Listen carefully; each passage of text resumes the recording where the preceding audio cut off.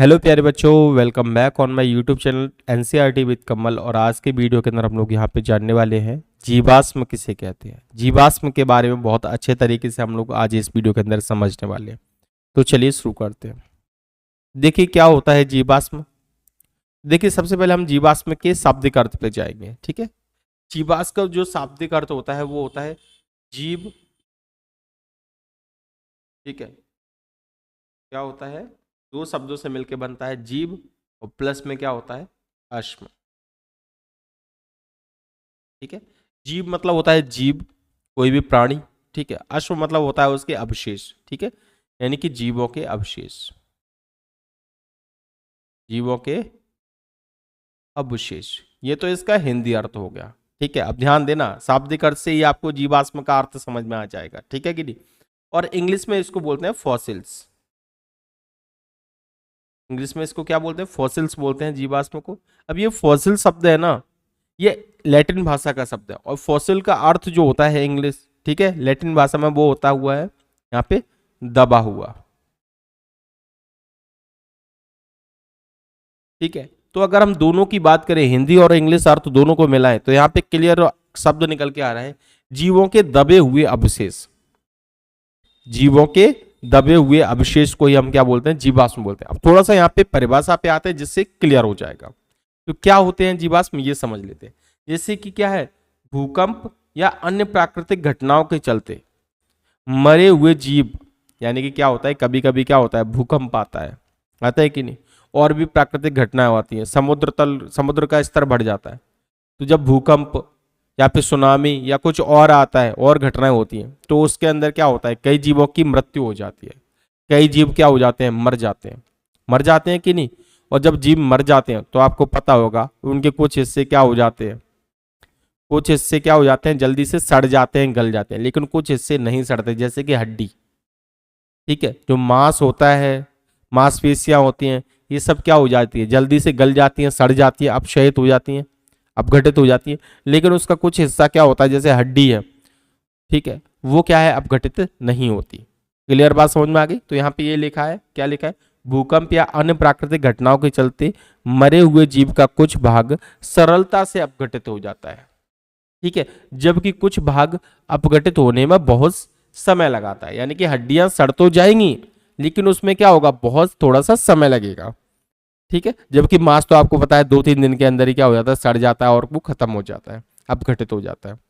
ठीक है, तो क्या होता है, इससे अधिक समय में अपघटित होने वाले जीवों के अवशेष, यानी कि जो ज्यादा समय में अपघटित होने वाले जीवों के अवशेष है, यानी कि जो हड्डियां हैं, किसकी बात कर रहे हैं हम लोग यहाँ पे, हड्डियों की बात कर रहे हैं।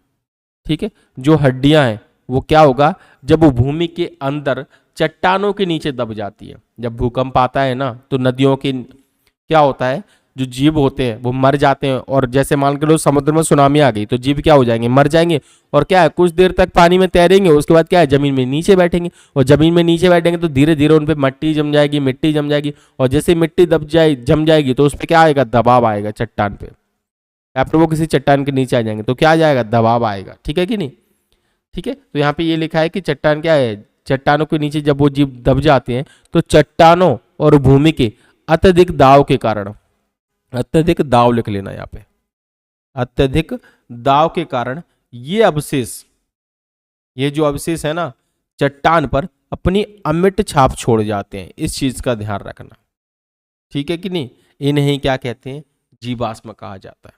ठीक है, एक एक चीज को हम क्लियर करेंगे, उसकी टेंशन आप बिल्कुल मत लीजिए। जैसे मैं यहाँ पे एक आपको उदाहरण दे रहा हूं, ये जो पिक्चर आपको दिख रही है, इसमें क्या है, ये जो पिक्चर है ये कोई असली जानवर नहीं है।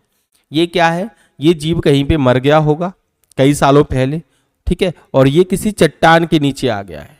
किसके नीचे आ गया, चट्टान के नीचे। और जब ये चट्टान के नीचे आया तो इसने क्या हो गया, चट्टान के दाब में ये आ गया। और जब चट्टान के नीचे दबाव में आया तो इसकी हड्डियां जो है ना, उसके दबाव के कारण, जो चट्टान के दबाव के कारण हड्डियों से क्या है, चट्टान घिसने लगी। और चट्टान घिसने के कारण यहाँ पे इस तरीके से क्या है, इस तरीके से छाप बनने लगी, एक तरीके से कॉपी बन गई उसके हड्डियों की। भैया यहाँ पे क्या है, ऐसे जीव फंसा हुआ होगा।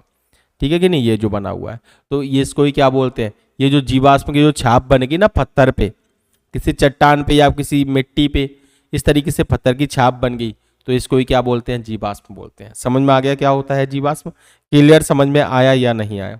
एक बार और क्लियर कर लेते हैं कि जब भूकंप या फिर कोई प्राकृतिक घटना आती है तो जीव मर जाता है, और जब जीव मरता है तो उसका कुछ हिस्सा तो जल्दी अपघटित हो जाता है, जैसे कि मांस वगैरह ये सब कुछ, लेकिन जो हड्डियां होती हैं वो जल्दी से अपघटित नहीं होती हैं, यानी कि सड़ती नहीं है। तो उससे क्या होता है, जब ये हड्डियां किसी चट्टान के संपर्क में आती हैं, यानी चट्टान के नीचे दब जाती हैं, ठीक है, और ये जल्दी से अपघटित तो होंगे नहीं, इनको थोड़ा समय लगेगा, कई साल भी लग जाते हैं।